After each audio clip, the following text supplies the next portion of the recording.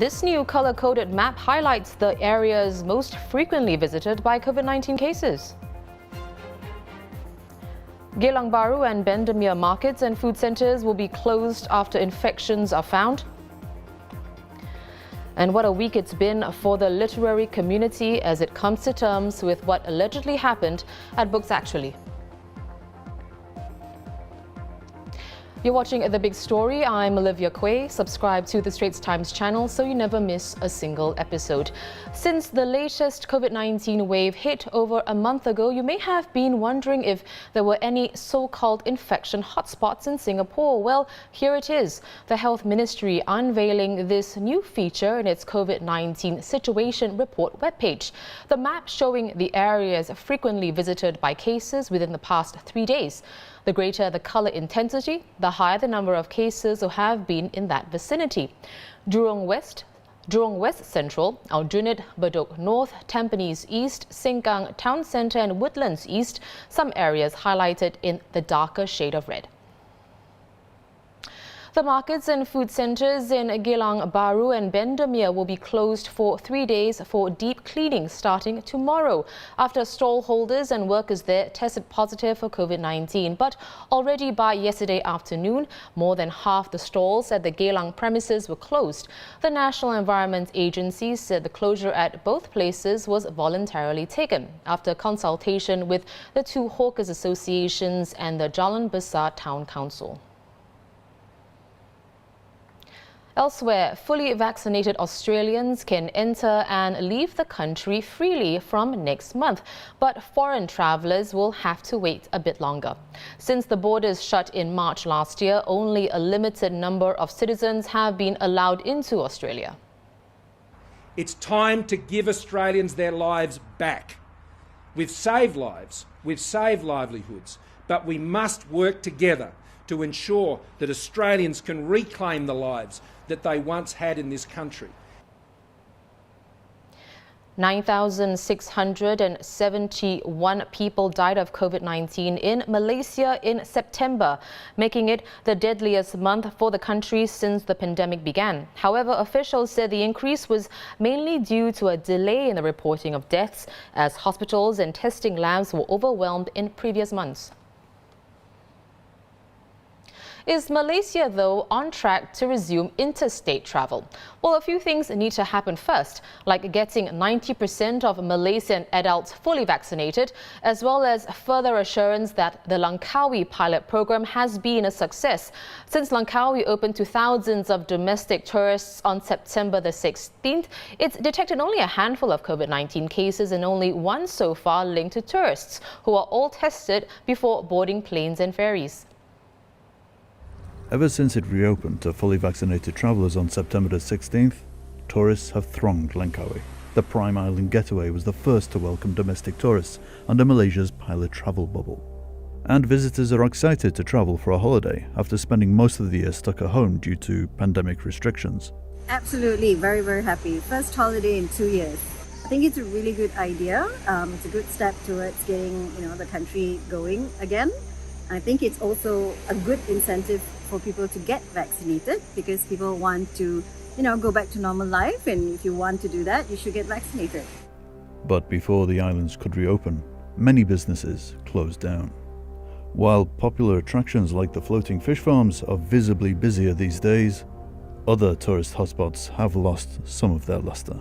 Driving through Penang made me feel a little sad because I remember it as a place that was pumping with energy. There's always people there, there's always people eating or drinking. Today, 80% of the establishments were closed. Malaysia is looking to create similar bubbles elsewhere as it pivots towards treating the virus as an endemic disease. It was earlier announced that Genting Highlands, Pulau Dioman and Malacca would be allowed to receive tourists on October the 1st. But their respective state governments have declined, preferring to wait until 90% of adults nationwide have been vaccinated.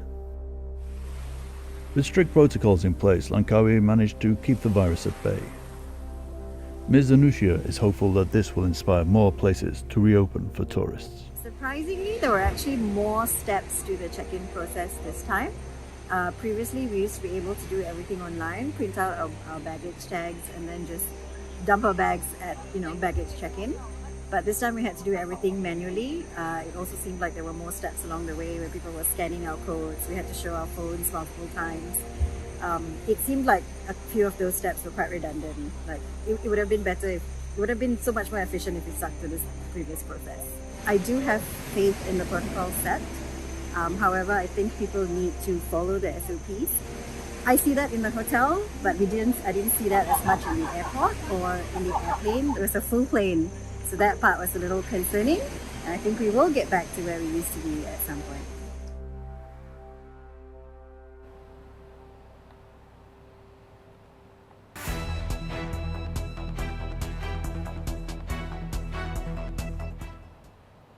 Wrapping up today's other headlines, cyclists riding in a group on roads should limit their length to a maximum of 5 bicycles in a single file. That's one recommendation by a panel that's been reviewing the rules for on-road cycling. It also said that bicycle registration and licensing of cyclists are not recommended at this point. The Transport Ministry will review the report before giving its response.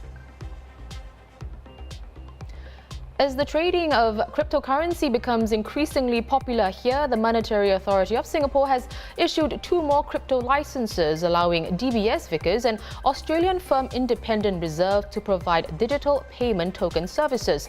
Last month, fintech company FOMO Pay was the first to receive a license.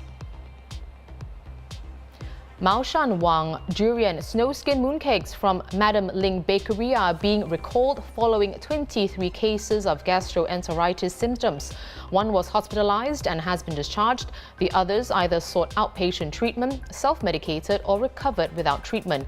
The mooncakes were imported by Madam Ling Bakery from Malaysia and sold at various retail points.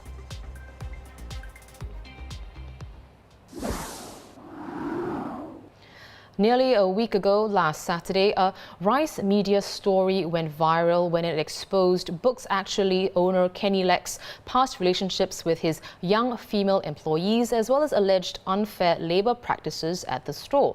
What came after? Statements from authors and publishers distancing themselves from Leck and BooksActually. On Monday, 38 authors published by BooksActually's publishing arm Math Paper Press said they're angry and disheartened to read past employees' accounts and didn't condone non-consensual or exploitative behaviour. Well, then on Tuesday, Leck told the Straits Times that he's stepping back 100% from BooksActually. He said he would give up the directorship and 100% of the shares to the store's 5 employees. And this was after his apology 2 days earlier. Renee Ting, Leck's ex-wife and the main profile in the Rice media expose, posting on Facebook yesterday. It has only been 6 days, and that's hardly enough time for anyone to process something as large, difficult, overwhelming, emotional and heavy as this. Ms. Ting also criticized the rush to make statements without pausing to ask the women who spoke up how they're doing, what they needed and what would be helpful for them. The Straits Times' assistant life editor, Olivia Ho, has been tracking this ongoing story and writing a column on it for the Sunday Times. She's here to share more. Olivia, Kenny Leck is an influential person in the very small literary scene in Singapore. And whether it's the alleged harassment or unfair labour conditions and practices at BooksActually, it sounds like they've been happening for several years. So Olivia, how could this have gone on for so long? Well, Olivia, I wish I could tell you if I knew. It's something that I've been asking very much over the past few days. Like you said, Mr. Leck is very influential. He's published many authors. He's closely associated with many established literary figures. And one thing that has come up quite a lot in the accounts, both in the Rice Media article that at first made the allegations, as well as other former employees that I've spoken to, a lot of them said that, he would, talk about how he could affect other people's careers in the art scene, that he was very influential. He knew many people in positions of power. So I suppose what I'm trying to get at is, how was this network of power constructed? Who are the people that he surrounded himself with that might have, that he could have used to illustrate this influence, knowingly or not, or who might have behaved in ways that made the employees feel unable to speak up, even though this went on for so, this seems to have gone on for so long if the allegations are as they are. Olivia, the community, is dealing with the aftermath, with the fallout. There are even calls for boycotts on BooksActually and Math Paper Press. And the story is going to be associated with this scandal, so to speak, for a long time. Is there a future for BooksActually? Well, what is happening now is that Mr. Leck has said he's going to be transferring his ownership and directorship of the company to the 5 employees who constitute the team that are currently working there. How this is taking place, we're not entirely sure yet because the team have not really spoken out beyond a few Facebook posts.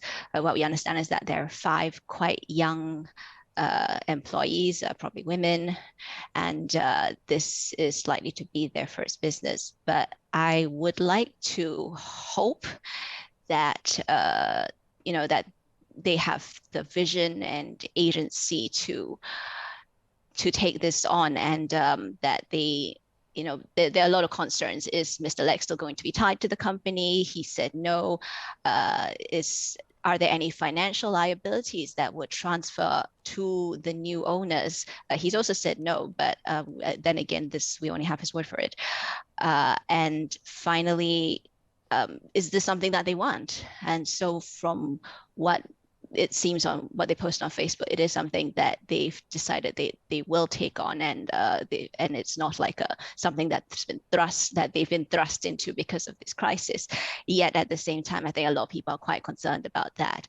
So I think we just have to keep watching it and believe that this group of young women are able to, in time to come, deliver a system that that will satisfy the many, many calls for accountability, and that they should also feel free to just walk away. They shouldn't feel obliged to try and save BooksActually just because it's been so important to the literary community. I think, if they want to walk away, they should. That's a good point. I also understand that these developments have already cast a shadow on upcoming events like the Singapore Writers' Festival in November. How can the literary community recover from this? Honestly, I don't think the recovery of the literary community is the first thing on my mind right now. The recovery that I'm most concerned about is we've had these people who have told us very distressing stories of harm, and those, I think, are the stories that should be centered, and we should be listening to these women, to other people who want to speak up. And if the literary community is going to recover, that's where the recovery has to start. They have to pay attention to this kind of thing. They have to create cultures in which it's easier to speak up, and that people wouldn't be so afraid to face reprisals to their careers or their advancements in the scene. And also just have better, fairer labor practices, policies against harassment, better working conditions like fixed hours, designated breaks. The literary community has always gone. I think one of the things that is always selling point in literature, people are always going about feminism, inclusivity in the books that you read, and that should also be the case in the workplaces that create and sell them, I think. Perspective is always so important in all issues, so thank you very much, Olivia, for providing that for us today. I've been speaking with Olivia Ho, Assistant Life Editor for The Straits Times. Keep an eye out for her column this Sunday in the paper and at straitstimes.com. It's where you can also find more news and videos. Subscribe to our YouTube channel by hitting the red button below. I'm Olivia Quay. See you next week on The Big Story. Enjoy the weekend.